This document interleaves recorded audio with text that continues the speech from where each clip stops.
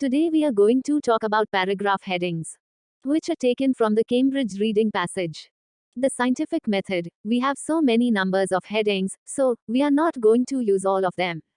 But only 5 because we have 5 paragraphs. So let's discuss. Paragraph C, heading is number 4, explaining the inductive method. Inductive method को explain करना. इंडक्टिव का मतलब होता है using particular facts and examples to form general rules and principles, जिसमें विशिष्ट तथ्यों और उदाहरणों से सामान्य नियमों और सिद्धांतों का निर्धारण हो.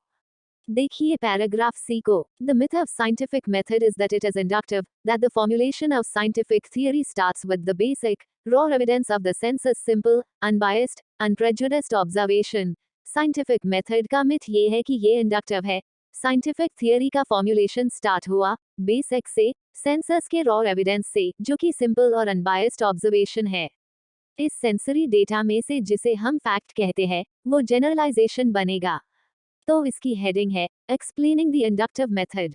Paragraph D, heading is 7, the role of hypothesis in scientific research. Hypothesis का साइंटिफिक रिसर्च में क्या रोल है? हाइपोथेसिस का मतलब होता है कल्पना करना. तो उसका साइंटिफिक रिसर्च में क्या रोल है? Come to paragraph D, this expectation is a hypothesis. ये उम्मीद एक कल्पना है. Hypothesis provide the initiative and incentive for the inquiry and influence the method. Method को इन्फ्लुएंस करने के लिए और इसकी इंक्वायरी के लिए हाइपोथेसिस हमें इंसेंटिव और इनिशिएटिव देता है. तो ये से ये क्लियर है कि हाइपोथेसिस का साइंटिफिक रिसर्च में क्या रोल है. Next is paragraph A, heading is 3, the testing of hypothesis. Hypothesis की टेस्टिंग. कम टू पैराग्राफ ए. देखिए स्टार्टिंग लाइंस से ही क्लियर है. हाइपोथेसिस अराइज बाय गेसवर्क और बाय इंस्पिरेशन. हाइपोथेसिस या तो गेसवर्क से होती है या फिर इंस्पिरेशन से, but having been formulated they can and must be tested rigorously using the appropriate methodology. But क्योंकि फॉर्मुलेट की गई है तो मस्ट बी टेस्टेड, टेस्ट होनी ही चाहिए. सो इसका हेडिंग है the testing of hypothesis. Next is paragraph F, heading is 5, anticipating results before data is collected. मतलब डेटा कलेक्ट करने से पहले ही रिजल्ट देख लेना. एंटिसिपेट का मतलब होता है पहले से ही अंदाजा लगा लेना. Come to paragraph F, so don't worry if you have some idea of what your results will tell you before you even begin to collect data.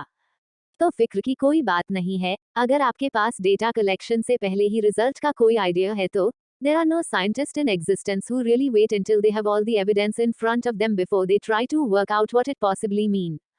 कोई भी साइंटिस्ट सारे एविडेंस आने तक वेट नहीं करता अपने रिजल्ट देने के लिए. तो इसका मतलब हुआ आप भी अपना रिजल्ट डेटा कलेक्शन से पहले एंटिसिपेट कर सकते हो. Next is paragraph G, heading is 6, how research is done and how it is reported.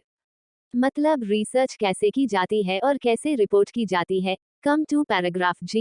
This is much more holistic, involving guesses, reworking, corrections, blind alleys. मतलब ये सब guesswork पे, correction पे और reworking पे होता है. उसके बाद पैराग्राफ की लास्ट 4 लाइंस में बताया है. From this point of view, scientific method may more usefully be thought of as a way of writing up research rather than as a way of carrying it out. तो बताया है कि research को कैसे किया जाता है. सो इसकी हेडिंग है How it is done. तो पैराग्राफ हेडिंग के लिए आपको पैराग्राफ का निचोड़ निकालना होता है. उसके लिए आपको हेडिंग और पैराग्राफ के कंटेंट तो ट्रांसलेट करना पड़ेगा, तभी आपको सही आंसर मिल पाएंगे. If you like this video, then like, share and subscribe to this YouTube channel. Thanks for watching.